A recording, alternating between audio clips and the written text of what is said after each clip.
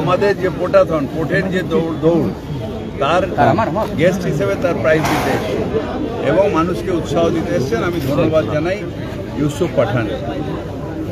As far as জেলার যে terrorist ধরা পড়েছে যেটা আপনি বলছেন, এটার রেসপন্সিবিলিটি গভর্নমেন্টের অমিত শাহ, কারণ বর্ডার সিকিউরিটি ফোর্স বর্ডারকে রক্ষা করবে। ক্রস বর্ডার টেরোরিজম যদি হয় সেটার দায়িত্ব হচ্ছে সেন্ট্রাল গভর্নমেন্টের, কারণ বিএসএফ যদি অ্যালাউ না করে, বর্ডার যদি সিল করে দেয়, তাহলে কোনো টেরোরিস্ট বাংলাদেশ থেকে এখানে আসতে পারবে। আমাদের পুলিশ আসামে আসাম পুলিশ, এখানে আমাদের পুলিশ, অর্থাৎ মমতা বন্দ্যোপাধ্যায়ের নেতৃত্বে যে প্রশাসন তার পুলিশ, তারা টেরোরিস্টকে ধরেছে এবং আমাদের জিরো টলারেন্স। দেশের বিরুদ্ধে কেউ কিছু করলে জিরো টলারেন্স। তার কারণ আগে আমাদের দেশ এবং তার সুরক্ষা। সেই কাজটা মমতা বন্দ্যোপাধ্যায়ের প্রশাসন, বাংলার পুলিশ সেই কাজটা করবেন।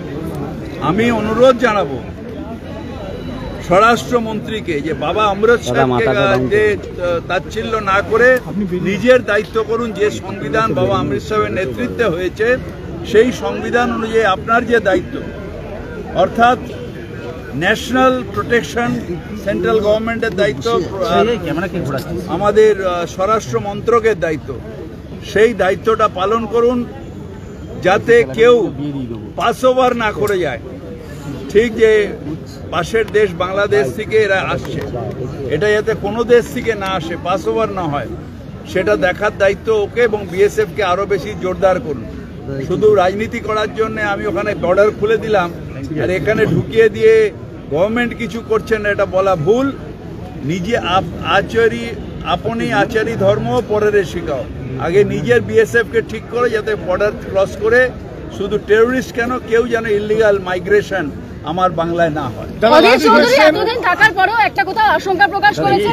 দাদা তুমি ব্যাগে চলে আসো তো, একটু ব্যাগে আসো, আপনি ব্যাগে আসুন, আপনার জন্য পুরো কাজও মাঝখানে কেউ দাঁড়ায়। ইনি এখন বিজেপির কথায় নাচছেন। অধীর চৌধুরীকে উনি হারিয়েছেন বিরাট ভোটে, তাই তার দোকান কাটা যা ইচ্ছে বলছে। কোনোটাই বাংলাদেশে যাবে না। ভারতবর্ষের অত্যন্ত শক্তিশালী, ভারতবর্ষ আমাদের সম্মান এবং ভারতবর্ষের নিজের প্রোটেকশন ভারতবর্ষের মানুষ জানে। তাই আমাদের কোনো এরকম আশঙ্কা নেই। এখানে ওখানে বসে বসে বড় বড় কথা, দু চারটে যারা উগ্রপন্থী এবং ফান্ডামেন্টালিস্ট যারা নেতা, তারা হয়তো বাংলাদেশে বলতে পারে, কিন্তু তাদেরও দম নেই। মুখ্যমন্ত্রী মমতা বন্দ্যোপাধ্যায় একথা অ্যাসেম্বলিতে বলেছেন যে আপনাদের আইডিয়াই নেই, কুচকো একটা বাংলাদেশ, আপনারা হলেন কুঁয়োর ব্যাঙ, আপনারা জানেনই না যে ভারতবর্ষের শক্তি কি। ভারতবর্ষের মানুষ, ভারতবর্ষের প্রশাসন, ভারতবর্ষের পুলিশ আপনাদের এই মনোকামনা কোনোদিন পূরণ করতে দেবে না।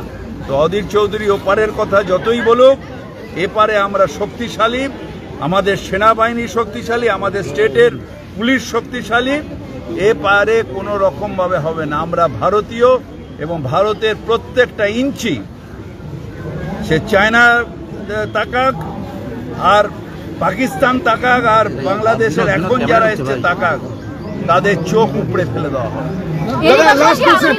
ভোটার আইডি কার্ড তৈরি হচ্ছে এরকম একটা বিষয়।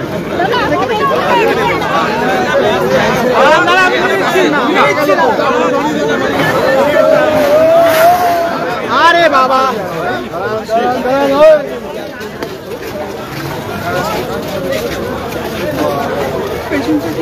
দিয়ে দেবেন পুরো বাচ্চা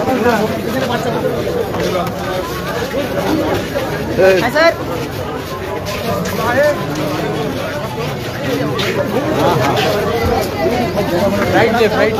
जगह बड़ा कर, जगह बड़ा कर। हाँ लेके आस्ते आस्ते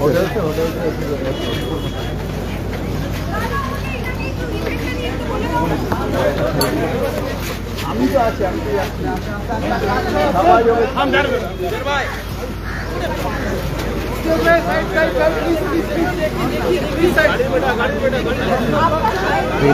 মাথার একটু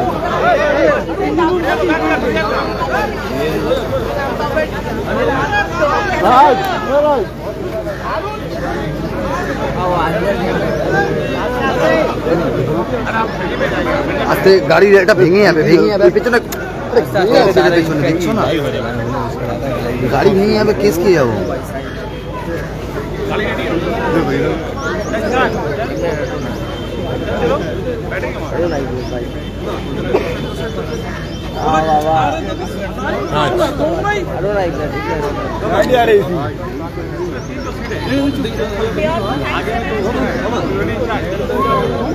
আস্তে আস্তে আস্তে আস্তে साइन करा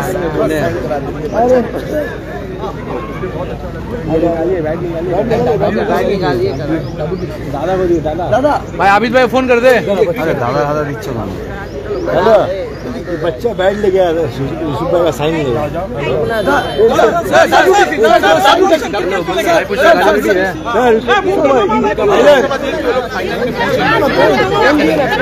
नहीं हो भाई अरे उसको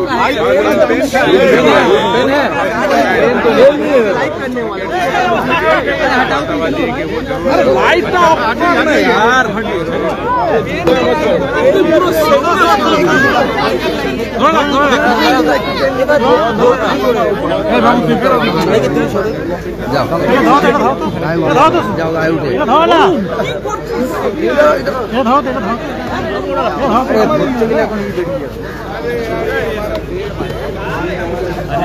लेकिन वोटर आईडी अरे मार कर उसको दे दो लेके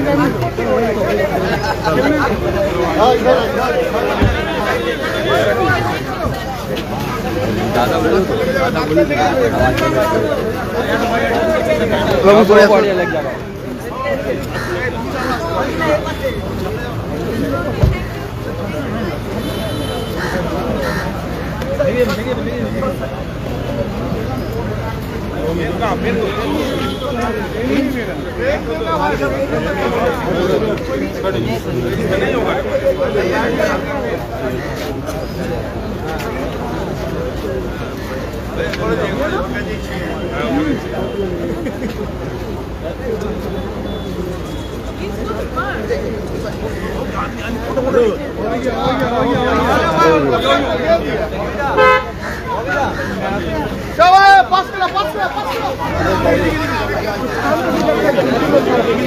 आजा आजा ना ना আমি পাবো না তো স্যার স্যার আমরা পাবো না বাস এটুকু মানুষকে উৎসাহ দেয় যাতে ফিট থাকা যায় যাতে যত ফিট থাকবে তত মানসিকতা ফিট হবে তত মানুষ তাকে আরো বেশি সুস্বাস্থ্য নেবে তাই এই ম্যারাথন হয়েছে এবং আমি অত্যন্ত ধন্যবাদ জানাই প্রশাসনকে এবং অর্গানাইজারদের যে তারা এই সুন্দর ম্যারাথন আমার কনস্টিটিউয়েন্সিতে করেছে পোর্ট কনস্টিটিউয়েন্সিতে পোটাথন নাম এবং এখানে শুধু আমাদের না ভবানীপুরের যারা যে অংশটা এইদিকে পড়ে তারা সবাই এখানে পার্টিসিপেট করেছে তাই সবাইকে ধন্যবাদ যারা এসছে তাদেরকে ধন্যবাদ জানাই আর দারুণ ইভেন্ট সকালে হলো এবার যাই তো সবাই ব্রেকফাস্ট করতে হাড়োয়া তৃণমূল নেতৃত্ব তারা দমকল মন্ত্রী তারা বলছেন তিনি